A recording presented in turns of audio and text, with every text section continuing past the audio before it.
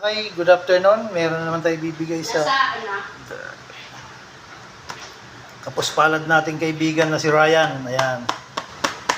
Caldereta, menudo, rice. Ayan.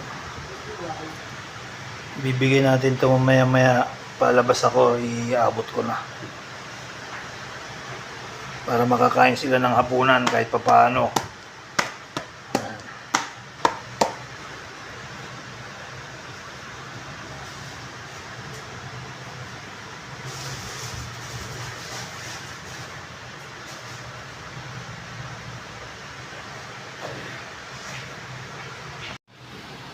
Kala ko ano yun.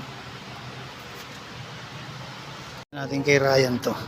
Sana nandyan si Ryan para ibigay natin. Ayun. Lalakad na ako ibigay. Lang sa asawa ni Ryan. Hindi ko na binidyohan yung asawa niya. Si Ryan lang yung binibidyohan ko. Baka makita pa yung asawa niya eh. Magalit pa sa akin. Kaya si Ryan lang inabot ko na lang dun sa asawa ni Ryan. O ayan lakay, naiabot ko na.